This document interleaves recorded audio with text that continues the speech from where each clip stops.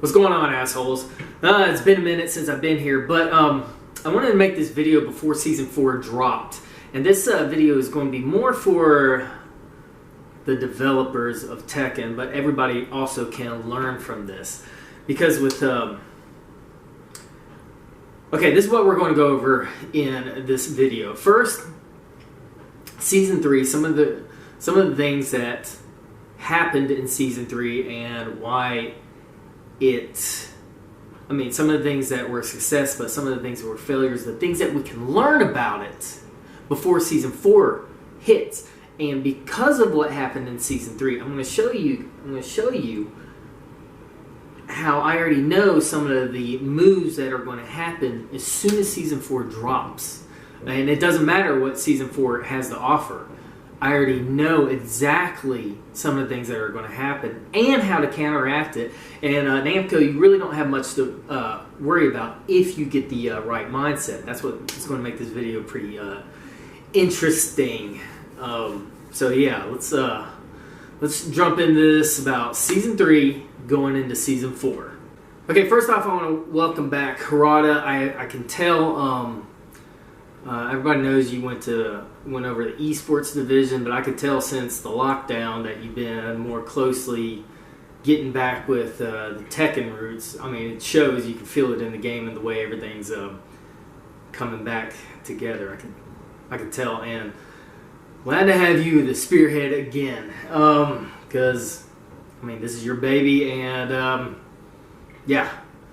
Definitely need you right there. And that's no disrespect to you, Michael, and I mean that. Michael, you definitely took, and one thing I applaud you, there's a couple things I can applaud you on. One, you took risks on Season 3. And some of them panned out, and some of them didn't pan out, but you at least took a risk. But what has happened is you've actually opened a door of opportunity for not just Tekken, but businesses moving forward, and I'm going to get to that. But you did take a risk, and one thing I can say about you is that you actually give a fuck about the game, you give a fuck about the community, and you give a fuck about the success of it. And I cannot say the same thing about some other people in charge of other things I actually care about, because these guys are fucking morons and don't care, and when they make a mistake, they don't give a fuck. But I'll get into that in another video. But yes, so yeah, don't take that personally. And but anyway, moving on. So starting off, has anybody ever read the 48 Laws of Power? Now, I'm not endorsing this book because okay, what this book is about is this guy, he noticed that powerful people in the world today and throughout history had some things that he noticed that there are some similarities that they have, and they have some things in common, so he just put them down and made this book, the 48 Laws of Power. Now, I don't agree with everything because I've read some of it, and I was like, well, that's bullshit, I was like, that only works in certain scenarios and stuff like that. But there are some things I was like, that's spot on, that's spot on, that's spot on, that's spot on. So there are things that you can actually learn from things like the 48 Laws of Power. But in Season 3, if you do pay attention to things like that, but in Season 3, 2 of the 48 Laws of Power were broken. And you can learn some things from, you know, observing that kind of stuff. First one that was broken is not to do too much change too quickly. Change should be done gradually. And that was blown out of the fucking water in Season 3. It was just changed everything, and it was a clusterfuck. 2 is don't try to fill a powerful man's shoes. And with Harada going over, Michael Murray trying to step in and doing too much change. Those are two rules that were broken instantly in Season 3. But again, show you how this has led to an open door of unique opportunity. But definitely the biggest one is too much change too quickly, and nobody's down with that, and it's something that didn't need to be done. Okay, and next thing I want to bring up is, and this is for the devs, is why did Tekken 7 shoot and sell like 5 million to 6 million copies. And this is important, and I want the devs to understand this so that you don't actually, if you understand this will take a lot of the stress off of the things that y'all are doing. Okay, you think that the reason it hit 5 million copies so fast is because of the way you made the game and the content you have in the game. False. That is not why it sold 5 million copies. And I'm going to break this down and explain it to you. Okay, I'm into stocks, right? Now, what makes a stock skyrocket? You'd think it would be because of profit. Now, that has something to do with it, and yeah, it's a big part because people, want profits. That isn't the number one thing that will make a company's stock skyrocket. What will make a company's stock skyrocket is popularity. The more popular a company is, the higher the stock value. And as soon as that company becomes popular, the stock value rises. So when it came to Tekken, it wasn't because it was a new game and stuff like that. That's not what made it sell 5 million copies right off the bat.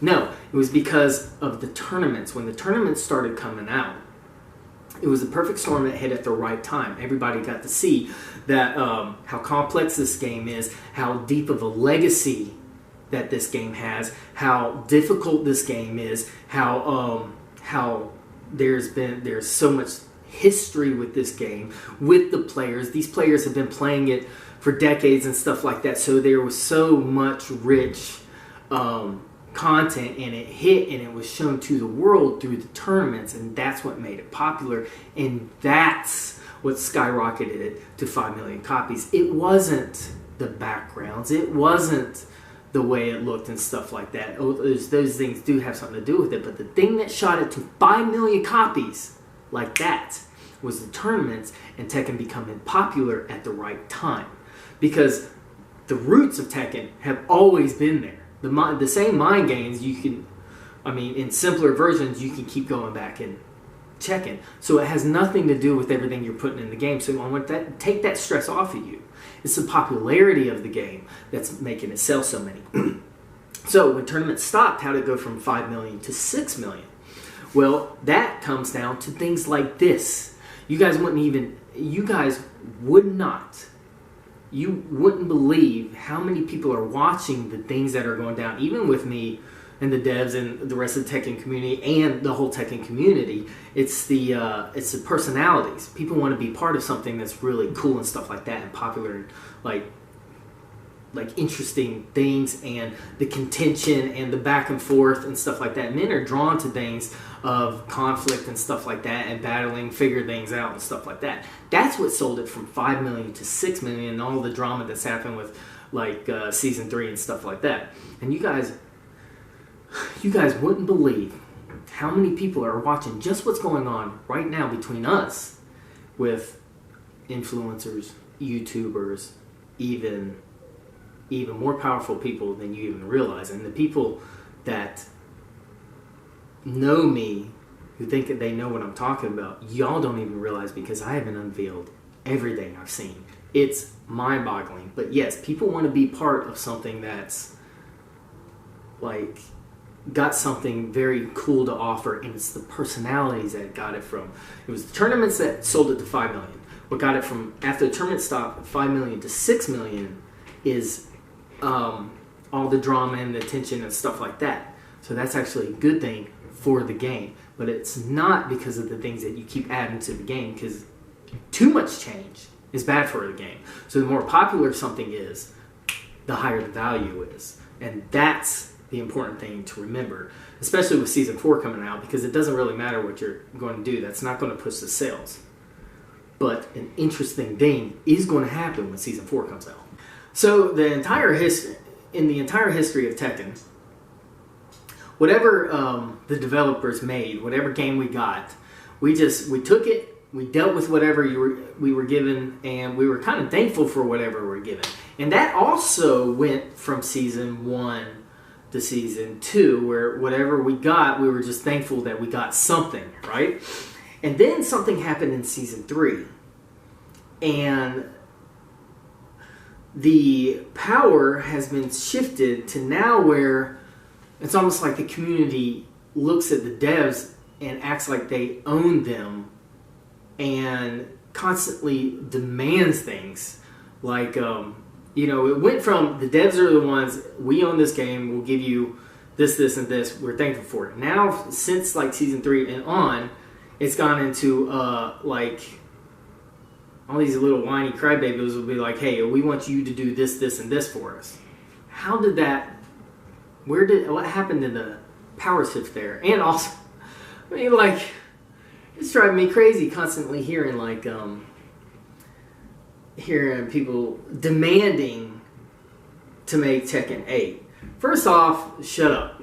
Because you don't own the game, you don't realize how difficult it is to make a game, to where how much money it takes, how many man hours, how many people have to go into that, how much work goes in to that, from art development to people testing it, from the computer programming, all the work that goes in, and you're just like, we want Tekken 8. Shut the fuck up, you crybaby little bitches. That just, ugh. I'm good on that. Okay, I'm good. I'm just like, shut the fuck up.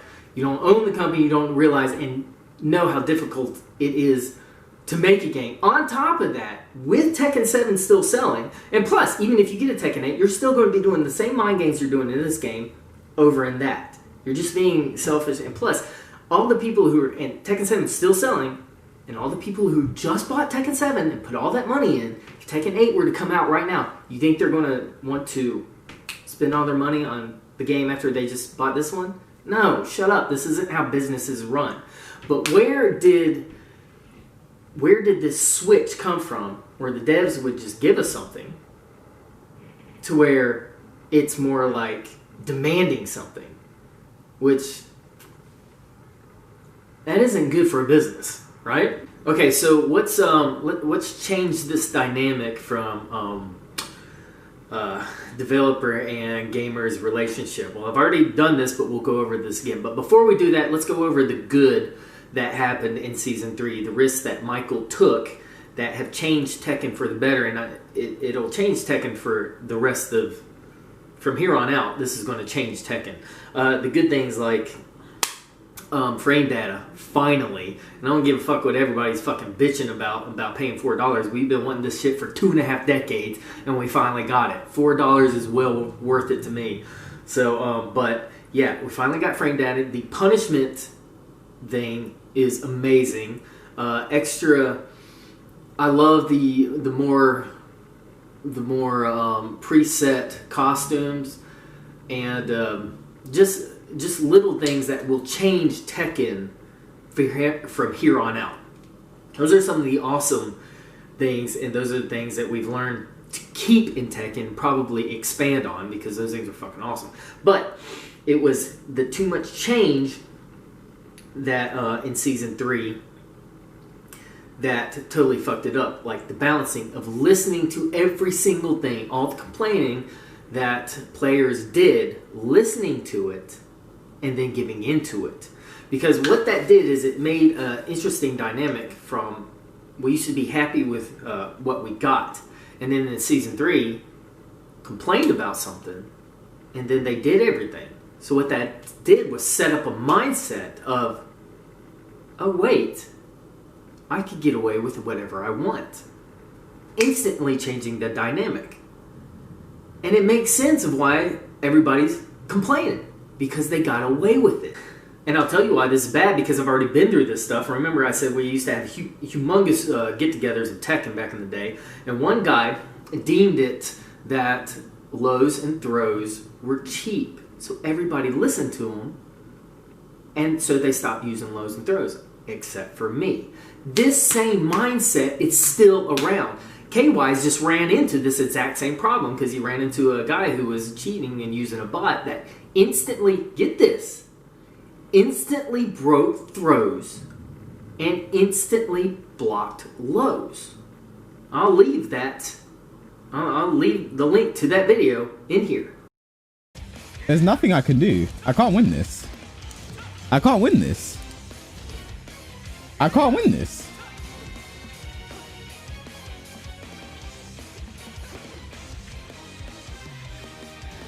There's genuinely nothing I can do.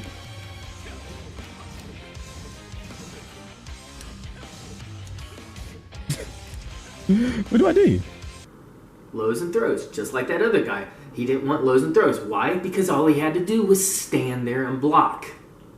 Where he didn't have to think or anything like that. He didn't like somebody getting inside their head. This same kind of manipulation is still going on.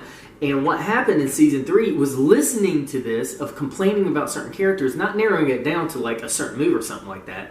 Just characters to get an edge on somebody. And that's why it's fucking bullshit. And it also led to too much complaining.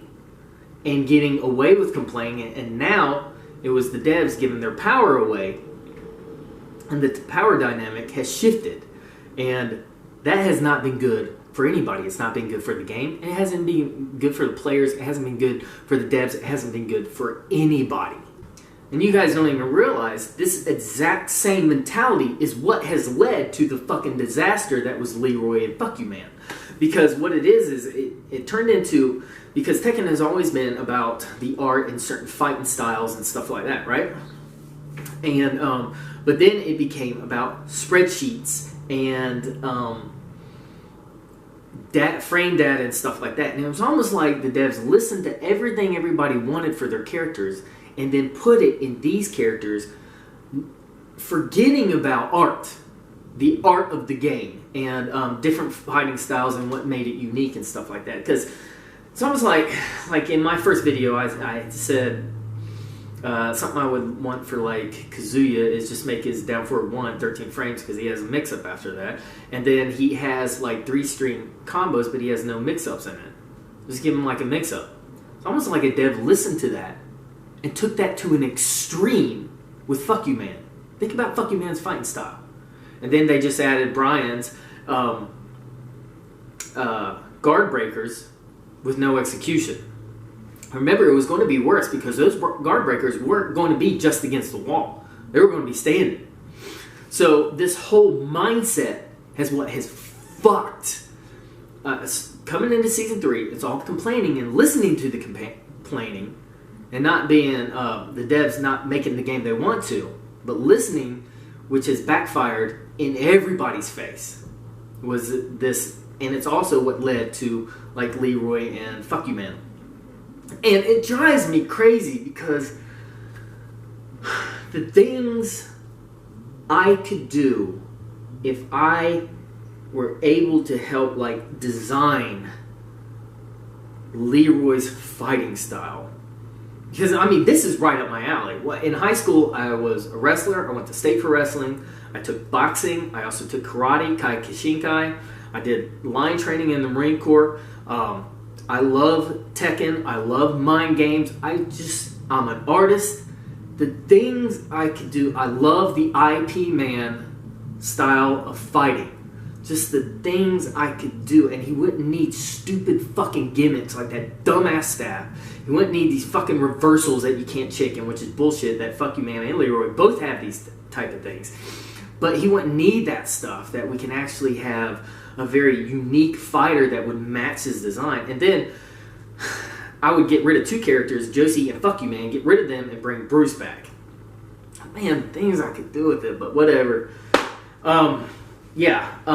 It's been getting away. It's this mindset of listening to all this bullshit and the complaining that's led to all the fucking problems and breaking one of the 48 rules of power of doing change too much that has led to this problem. So all this complaining has to stop. This is a problem that needs to be dealt with, and knowing what's going on and what caused all this complaining is what you can know what to expect when Season 4 drops, because you understand starting to understand the dynamics of what happened and how to fix this. Because when Season 4 drops, no matter what, there's going to be people who like it, and then there's going to be those guys who've gotten away with complaining. And this is like a little cancer in the Tekken community.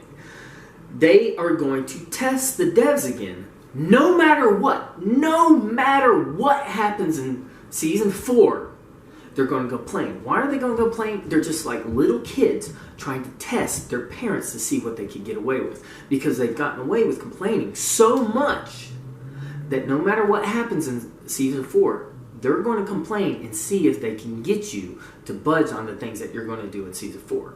It's going to happen. It's predictable. But to stop this behavior, telling the devs now, you have to be stoic and strong to get your power back. And this is going to be a good thing because you don't understand how many people and how many businesses are going to watch how you handle this situation. And what it's going to do is going to shoot Tekken up. And other businesses are going to get in line. And what it's going to do, it could be the beginning of an actual business revolution that actually needs to spread. And this is actually going to happen sooner or later because history always repeats itself. Because right now we're in a thing where this is happening worldwide, where all these businesses are listening and complaining. They're listening to complainers and their businesses are dropping. Sooner or later, one business is going to stand up and say, no more, this is how it's done. We're going to be stoic, strong. This is how we run it. And it's going to start a revolution. Tekken can be at the forefront of it.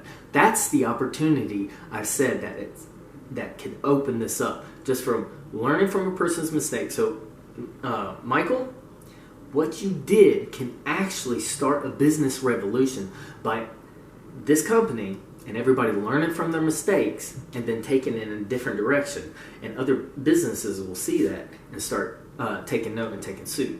Watch it happen. So I'm also going to explain why this is so important. Because what attracts people and players to Tekken is because the game is so difficult. And that is an appealing thing about the game.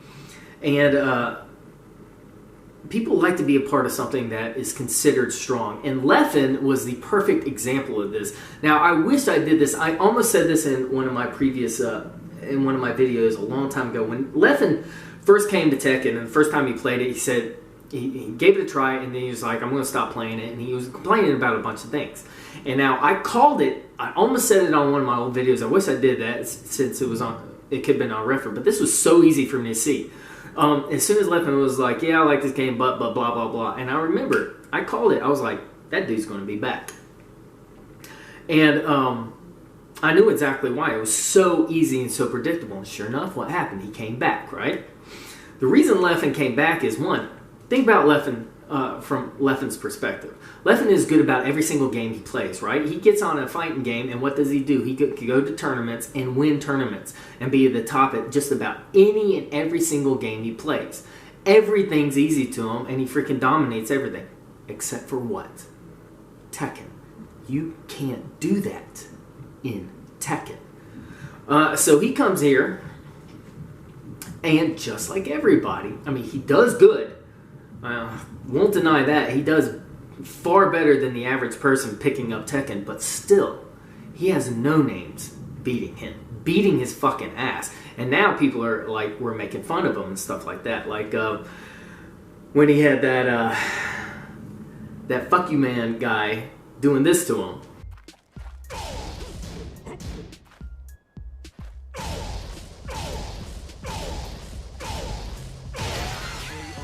Sick game, sick bounce. What are you supposed to do against that? That's a high? This guy is so obviously a stream sniper too.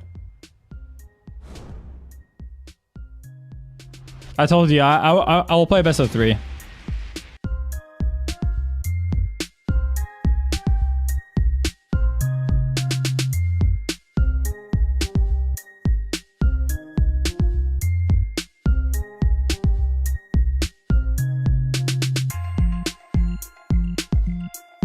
And what happened after that? So he starts complaining about that, right? But I guarantee you, if he runs into another fuck you man that starts doing that, I guarantee you, we all know what he's going to do next. He's going to duck and punch that fucking fool, right? So it's a game that's difficult, but it is a game that you can learn and become better at. And that's what he's addicted to. That's the addiction of Tekken. is the difficulty. And people need this kind of thing to understand that there's difficult things in this world that you can overcome. And it's attractive. And that's what draws people in and keeps people playing Tekken for years. And Leffen is the proof of this. Now, I also don't know who this guy is, but this guy always pops up every now and then on my newsfeed. And sometimes I'll watch his videos when he talks about Tekken. And this little skit he did at the end had me fucking dying laughing when it comes to Leffen. And this one's fucking perfect. And I'm out of breath. Thank you guys for the love. We'll see you soon. Peace. Blah, blah, blah. Subscribe. Can I ask you a question? How come you ain't never liked me? Like you? Who the hell said I got to like you? What law is there say I got to like you? Want to stand up in front of my face and ask a damn fool-ass question like that? Talking about liking somebody. Come here, boy, when I talk to you. So Leffen's always bitching about the game, but the things he's bitching about the game are what keeping him playing the game. Alright, now he's bitching about these fucking moves and stuff like that, but once he starts ducking and launching that high, is he going to be bitching about it anymore? No, but if he sees somebody else bitching about it, he's going to fucking laugh at that person too. That's the beauty of Tekken. That's what hooks people, is the difficulty and the learning curves. And I don't give a fuck if people bitch. Because what happens is eventually they learn and they get the fuck over it. So, I mean, everybody bitches, right? When you're fucking losing at something, that doesn't mean change the game and make it less difficult. The things that they're bitching about is what's keeping them playing the fucking game. So I don't give a fuck if people bitch about how fucking difficult the thing is. The only problems happen is when the devs listen to it and change things. That fucks up the dynamic of everything. Stop doing that. Stop worrying about it. Continue to stay stoic and strong. And this always comes from the top down. When the devs and that I like, Harada has always been like this. But being stoic and strong, that actually ends up trickling down into the game, which trickles down into the players. And the world needs this kind of stuff. To learn to be strong. To learn to fucking figure out how to adapt to things. How to overcome things. How to fucking learn. Not whine and bitch and moan and complain and get away with shit. No, you stay fucking strong and you learn to deal with it and you overcome it by putting in the work, by putting in the practice. This is very much needed in the world today, and that's why it's very important. And no matter what happens with Season 4, when it happens, you stop and you let it marinate and settle. Now, if something comes out where you find out that something, like one move, if you can narrow down to something that one move is broken, then you fix it. Kind of like that one update y'all did when Fuck You Man, where you actually just fixed Fuck You Man's like his hitbox issues. That was a brilliant update. There was a problem, it could be narrowed down, and then you fix the problem. There's nothing wrong with that. That's actually how it should be done. Not, oh, I think this is like, this character is too much, so we got to figure out a way to bring this character down. Nah, fuck that. Get fucking good. Okay, so let me explain about narrowing something down. Like, for example, when you can take a character and narrow down the problem to the specific reason why the character is a problem to specific things, like easy things, like Akuma. He has a dick jab and low poke juggle. Now that's never been in Tekken. It's a fucking it's a problem that you can narrow it down. You can narrow it down to that, and then you fix that specific problem. Not just generalizing something like this is like too much or something like that. Geese, you can narrow it down to his meter. Meter in Tekken is not working. You can narrow it down so you fix that specific problem. Things like Leroy. If you took away Leroy's staff and his reversal bullshit that you can't counter or do anything about, or chicken or anything like that, he becomes a normal, just a really good, boring Tekken character. I mean, but he'd be normal. It fixes the problem, the major problem, because it can be narrowed down to the biggest issues. People are narrowing down the fuck you man issue, like his hitbox was a problem.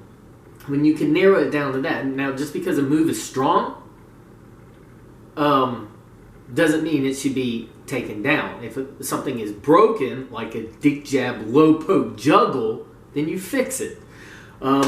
Just like, perfect example, Season 1, Dragunov's down 2, forcing crouch and 0. That was a problem. It was busted. Now it has been tweaked to be what it was intended to be, a very good low poke, and it's still very useful and very liable, but it's more fair, I guess, something like that. Now, that's the example I'm talking about. If you run into something that's busted and it's obvious that it's busted, you can do that. But doing this whole fucking thing where I don't like this character, so let's just fucking get rid of that, that's just fucking stupid, and it's caused nothing but fucking problem and anger and bickering between players and stuff like that. Oh, by the way, this is off subject, but I do want to bring this up. Okay, so Ryan Hart just did an interview with Arslan Ash, and he goes over his matches with Knee, and he talks about, in the specific video, I'm going to leave the description because this is fucking awesome for Ryan Hart to bring this up and have this with Ash. He shows the download of Knee, the actual mind game of Ash to Knee, and how Ash actually beat Knee, and he explained it. Let's see now. So he got the launch. Because he got the launch and got you to the wall with the follow-up, he thought it was time to go for a risky hell sweep. Yeah. Okay, Definitely. wow. Guys, are you checking this download? Arslan Ash, the genius. This is insane. Nice. Now, now it's time, it's even, Yeah. He is used to play even. I can't believe I'm seeing this all happening as it's being explained to me. This is nuts. It is an awesome video, and it will show the things. Doing like this is what I've been trying to drill, is that you can actually see, when he explains it and breaks it down, you can actually see the mind games. You know, from first the surface level, it looked like he was just doing a certain easy moves random. No, there was an actual plan and mind game behind it. And that interview and that video shows it. It's awesome. It's very important for every Tekken player to actually understand these things. I want to leave the description to that video, which was fucking awesome. Well done on Ryan Hart and Ash for making that video. Love that. And I wanted to bring that up before I forgot. So it's very important for you to stop listening to the bitching, all the bitching that's going on. Actually, all the bitching is actually good. And it gives content creators something to create, which attracts more people to the game. There's nothing wrong with it. And speaking of, like, Aris actually has a point right here when he says this. That's why, I don't know, man, fighting games, fighting games are not good at being like a service. You know how these days no one wants sequels, everyone wants seasons, and they want games as a service type of a thing. But fighting games are not good at that, because sometimes you nail it and it's perfect, and you don't need to change it anymore. And if you do, you're gonna fuck it up. And that's the problem. You're just gonna fuck it up, dude. Oh my gosh.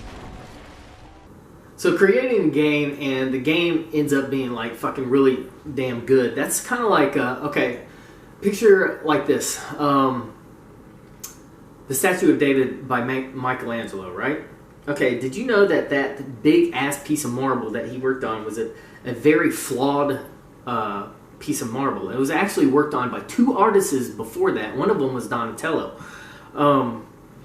But Michelangelo got that piece of marble, even though it was flawed and brittle and difficult to work with, and he made the Statue of David out of it. Now, after he made it, what happens if he's like, now that I've made this beautiful piece of art, let me just keep messing with it and just keep adding more to it, adding more to it, adding more to it? What's he going to do? He's going to break the motherfucking thing, right? He's going to fuck it up. No, there's actually a part, especially in art, where you reach a certain place and you're like, I gotta stop. Stop fucking with it. Right? Which is, you know what's interesting is Donatello worked on that piece of marble. Michelangelo finished it.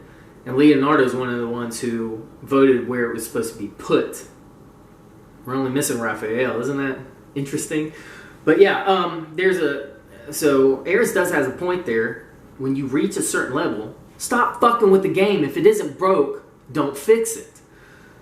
And when Season 4 hits, this is actually something to keep in mind. I'm actually looking forward to that thing about the life bar.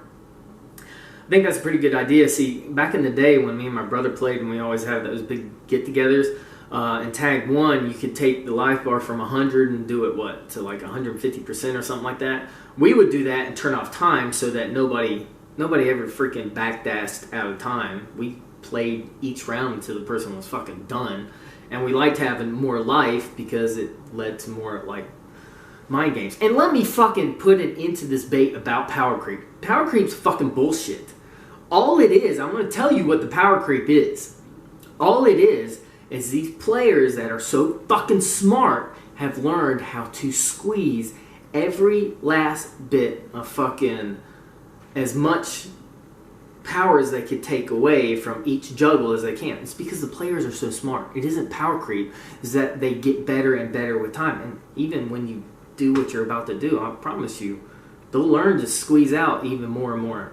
Which I'm actually looking forward to that because it would be like turning up the power. So I think that was a good idea anyway. But there's no such thing as a power creep. It's just these players are fucking smart, and that's why it seems like there's a power creep. No, everybody's just gotten smarter and better at learning how to squeeze out more damage for so long. But I am looking forward to what you guys have said you're going to do in Season 4. So to reiterate, when Season 4 drops, there are going to be people like it, and then there are going to be people who try to complain and get away with stuff. Stay stoic, stay strong. That's going to trickle down into the community. It's going to trickle down into people, and they will become stronger. It's going to attract more people to it, and it can actually start a business revolution by sticking to your guns and stuff like that. Well, Jeremy, how can a game make somebody stronger? By making them mentally stronger. You got any proof? Exhibit A, right here, right? Okay, and now for an example of making a change to the game in the future, of doing change correctly, here's an idea. And I'm not going to take credit for this idea because it actually wasn't my idea. This is actually Adrian's idea. And yes, I said the main man. When he isn't bitching, moaning, and complaining about characters, he actually does have some good ideas because he actually gives a fuck about it. He actually loves this game. But yeah, this was his idea, and I remember seeing it like about 2 years ago, and I was like, that's pretty fucking smart. But this would be an idea for the future of Tekken, of doing a small change that would have major impact on the entire game and how it's played. Okay, so yeah, I don't remember where it was, but I remember it was about 2 years ago. And it was in a video, and he was talking about Tekken's already difficult enough. But why is it so fucking difficult to do something so simple as just move back? Right? And he's right. The fucking backdash is a pain in the ass. Even if you've been playing the game for fucking years, it's a pain in the ass. Why has it got to be so difficult? So, and this is just an idea. You have a triple forward and you run. You have a double side step and they sidewalk. Why don't we have a triple back and they go back faster? If you did a triple back, that would keep the back moves. A person could also still backdash if it was just triple back. Maybe a triple back makes them walk back as fast as the slowest backdash in the game. So that means anybody wants to backdash, they can still go back faster. But a triple back, to let players who don't have that kind of execution just go back. Something simple like that would change the entire dynamics of the game for Tekken. And that is an example of small change that would make a huge impact. And that wasn't even my idea. That was Adrian's. And speaking of Adrian, I do want to bring this up. Adrian, you just did a video talking about your belief in God, that you believe more in science than you do in God. I have actually an interesting story on that very specific subject. I had this job years ago, and it was in this building with a bunch of silos and robots and information and stuff like that. So it was a team of 8 of us, and we used to switch off weekly and stuff like that. Well, that was right when I started reading my Bible and diving into it and wanting to learn more about that. And I was doing it for a personal journey. So, like I normally do, because I'm like a kind of a private guy, what I would do is I would always go in the lunch area room, and I would sit by myself as far away from people as possible, eat my lunch, and try to read my Bible in quiet, because I didn't want anybody to see what I was doing. I just wanted to read it because I was searching for some things. Well, there's this guy who worked there. It's like this Asian dude, and he came up to me. He's one of my friends. He came up to me. He's like, "I see you read the Bible." I was like, "Yeah." It's like, "So you believe it?" I was like, "Yeah." He's like, "Every word?" I was like, "Yeah." He's like, "Well, you don't believe every word, do you?" And I was like, "Yeah, I believe every word." And he was like, "Well, what about science and evolution?" I was like, "Well, what about it?" I was like, "Doesn't it prove that?" I was like, "I don't know." I was like, "I believe every word about this." And this is before I even did any research on this. Well, me and the guy were friends, and this was always done respectfully. And but for like the next month and a half, this guy constantly came up to me. Not me to him, he constantly came up to me over and over and over me, asking me about this and bringing up science and evolution and stuff like that. And I was like, "Dude, you believe whatever you want, but this, I'm reading this is what I'm doing." But he did it for so long. He did this for like over a month. So finally one day we're just talking. He constantly bringing up. I was like, "All right, bro, listen, stop." I took a piece of paper, and I put it down, and I drew a line. I was like, "You got creation on one side, and you got evolution on the other, right?" It's like, "Yeah." I was like, "Science is the study of how things work and stuff like that." It's like, yes. I was like, "So one of these is true and one of these is a lie, correct?" He's like, "Correct." I was like, "You prove to me by science without shadow of doubt that evolution is what it is. I'll listen to you. I'll believe it. But I'm going to do the other side because I haven't even looked into this. Is that a fair deal? Since you want to keep bringing this up?" He's like, "All right, yeah, fair deal." I was like, "And whoever has the most evidence on the side obviously is the one that's going to be true, right?" Right? I was like, "Fine, game on." Immediately he was like, "Well, what about this?" I was like, "I don't know. Let me go look into this." I did a little research, came back within 20 minutes. I was like, "Well, this, and this disproves it." It's like, "Oh, that's interesting. What about this? Let me look into that." It's like, "Well, what about this, and this?" He's like, And then I was like, "I also learned this." And I would tell him that. And he's like, "I don't know about that. I'll have to get back to you on that." I became fascinated because of that little experiment. And after that, I started going to libraries and buying books and stuff like that on the subject, which is fascinating. And come to find out, science constantly backs up the Bible. And I started coming up to this guy constantly and be like, "Well, what about this, and this?" I don't know. "What about this, and this?" I don't know. "What about this, and this?" And after a while, after a couple of weeks of this, when I came up to him, he just had a blank look on his face and wouldn't say anything. And this went on for about a month or something. And then that's when I live in Hickory. That was in Charlotte. It was an hour to work, and I found a job in my town that paid the same amount, so I quit that job. But when I quit, I gave him my week's notice. I gave that guy one of the books that I bought, because at the end of it, all the evidence was on my side, and he had zero to say. And I was like, "Dude, you might want to check out this. You want to check out one of these books that I bought." And I just gave it to him. And we were friends, and it was all done respectful. So I'd love to have that conversation with you, because actually science does back up the Bible and God. But the question that would be really interesting to see, Adrian, is if you have all the evidence in front of you about God, will you change your belief system? It's like being in the Matrix, and if you were actually in the Matrix, would you want to know the truth and wake up? That's something to think about. But yeah, I love that subject. But anyway, moving on. Okay, lastly. Now, let's be frank, sometimes I'm not exactly the most modest of guys. And I'm a pretty straightforward dude, and I want to be straightforward right now, especially with Namco, because I want to let you be very clear of exactly what I want. Now, this has been very cool and very engaging, and I know actually Namco's been watching, and it's kind of like having me help with this information, like somebody in the field to give back useful feedback, right? Well, there is something I want in return, and I want to be very specific with exactly what I want. I want Jin's down back 4 launcher on counter hit back. And I want to be very clear about that, and I'd say it's a fair trade for the information that I provided to y'all, and I want my down back 4 back, and then I want Jin left alone and Kazuya left alone. And I want to be clear about that. I've had that counter hit launcher for over 10 years, and because of the opinion of some people, it was taken away and was bullshit. Now, that's one of the things we learned about in Season 3, and why Season 3 actually became a problem. Now, people's opinions about Jin they're entitled to their opinions. They're not entitled to facts, though, alright?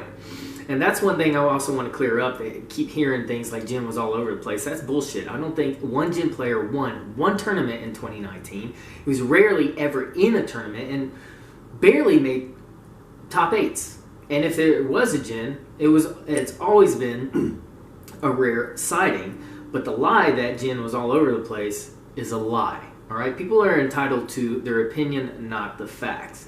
And their opinion took something away from me that I actually needed. Like, my buddy Elliot plays Lei. Now, when Lei goes in a certain stance, he has a 50-50 mix-up to where he can launch me with a low or a medium. And if there's a wall, half my life's gone. Now, I'm not going to say anything to that because it's on me. If I block, if I duck at the right time on either one of those, I'm launching him and taking it. So, that's on me. But he has a low that launches, no counter hit, and then my one low launcher that was counter hit only that I've had for over 10 years was taken away for no fucking reason because of the opinion of other people. I want that shit back. And I want to be very clear about that. And that is for good faith. There's other things that should be taken back, but I mean, like Devil Jin, I don't give a fuck about, but his up forward follow-up and his frame traps taken away, that was bullshit. Things like Miguel's Magic 4 taken away, that was also bullshit. And, it was politics, and it's lame. But I want that back for Jin. Then I want him left the fuck alone. I also want Kazuya left alone, unless you want to add some mix-ups to like some of his strings, which he's needed for like a long time, but whatever. But that down back forward, I want back. And interesting story about that. Okay, I'll tell y'all an interesting story. Okay, so it says in the Bible that God speaks again and again, though people do not recognize it. Also, when Jesus was here, he only taught in parables. That means he would tell a fictional story to summarize or show something that happened in real life, right? Well, a couple years ago, I was riding my bicycle. I was doing about 60 miles a week on a bicycle, and I loved doing it out in the mountains. It was just very refreshing. Well, one day when I was coming back, only right when I got in town, I was actually on the sidewalks and an apartment going from sidewalk to sidewalk in this crossing, in this apartment where cars were supposed to come out and there's a stop sign. This car didn't come out and hit me. Gave me a concussion. I don't even remember it. Cracked my collarbone, and I got 6 cracked ribs. And that's when I was living in the mountain. That's when I ended up moving back into town because of that. A year later, I have an obsession with the Aprilia 660. I wanted that motorcycle, and I've never actually had a motorcycle, so I got me a little dinky one to practice on, right? I only had that thing for 2 months, and I am coming home from work on this thing, And a guy doing 60 miles an hour, and I'm doing speed limit like 35, 40. A guy doing 60 miles an hour. It's like 11 o'clock at night. We were only 2 people on the road, so he had to be on his phone, not paying attention because there was only 2 people on the road, and I had my lights on. Dude doing 60 comes up, rear ends me. I almost go through his windshield, flip over his car.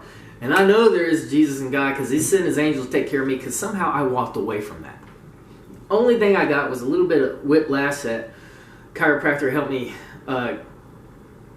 get that taken care of, and a really bad sprained ankle. Actually, when I did my first Tekken video, Tearless, Proven Worthless, I was actually standing there in a boot. And ironically, I lost a lot of momentum in that ankle because of that sprained ankle. So, how ironic is this? That one of my mains gets thrown off a cliff twice. I get hit by a car twice. And at one of the times that one of my ankles is sprained, my other main, one of his legs gets completely nerfed. It's forward 4 and down back 4 for no reason. Right? Well, here's something interesting that's happened recently. Now, that was about a year ago. Oh, by the way, funny thing about that guy who hit me. No joke. Talk about Jesus being a troll. This dude's name, no lie, was spelled M-O-R-A-N. This is his last name. M-O-R-A-N. I have to chuckle at that. Whatever. But, interesting thing about that, Namco. That was like a year ago. Well, I've been working it, doing my physical therapy, but just a couple of weeks ago, I went to the track at the college, which is a block away, that I like to walk to. And for the first time in a year, I actually started doing sprints and running for the first time in a year. And season 4 is about to drop. Hint, hint, Namco. So let's get this game, these characters, and these players strong again. Sound good? Later, motherfuckers.